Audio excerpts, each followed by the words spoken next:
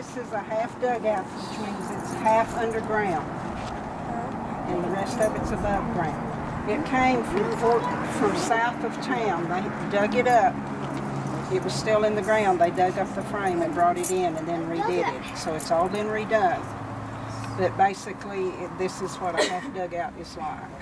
So, and people lived in it for quite some time. It should be, supposedly, it's cooler in summer and warmer in winter than it would be in a regular house because the earth insulates it like this. This was a common home at one time in this area. Gotcha. All right, thank you. When our family of 7 moved 1 mile east of Goodland, March 1st, 43, into a half dugout, which my younger brother and I loved, but my mom called it an old prairie dog hole. Trying to make the best of the situation, Mom nailed pasteboard boxes to the walls between the bare studs. The concrete lower walls she calcimined. She built a closet out of pasteboard boxes. Dad erected a petition to give us 2 rooms, put up an overhead water tank, and piped water into the kitchen sink that drained into a 5-gallon bucket.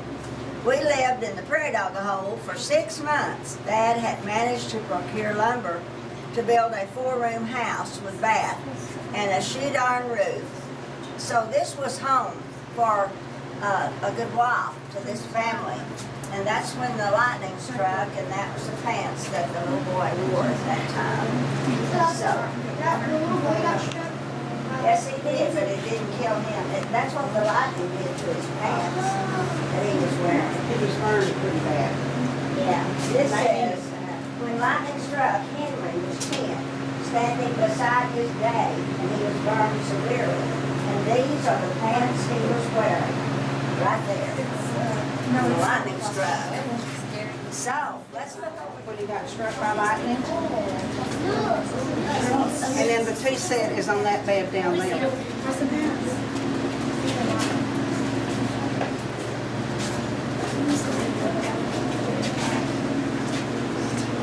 The kids had their bed here in the front room where the kitchen and sitting area and all this.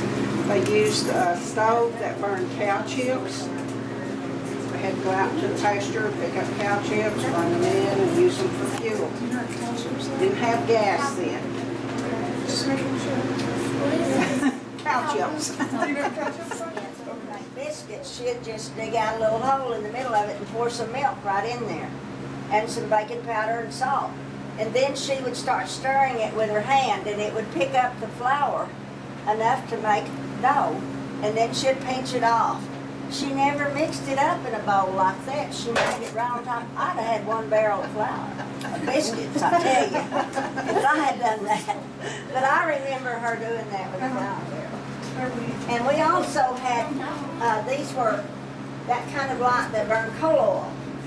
And my job was to clean those globes because they'll get black and dirty and get an old rag. And I would hold the bottom and blow in the top to kind of make steam, and then you'd rub it to clean the globes. That was my job when I was little.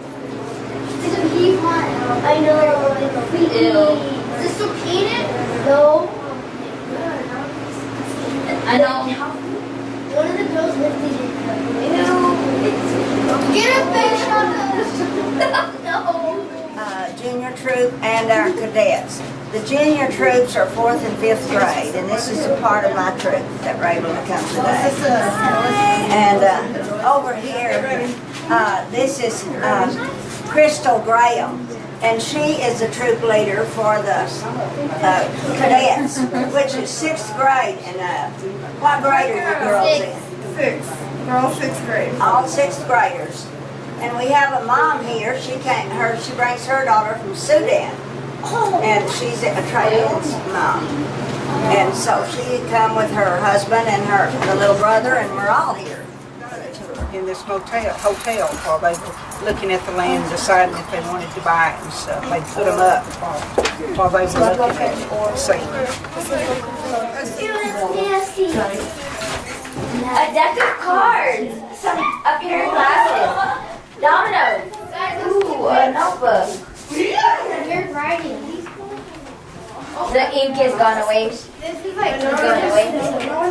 You know what we did? We played 42 a lot. My mom and dad did. A deck of cards, some dominoes, a book of Sundays. That little doll has been around.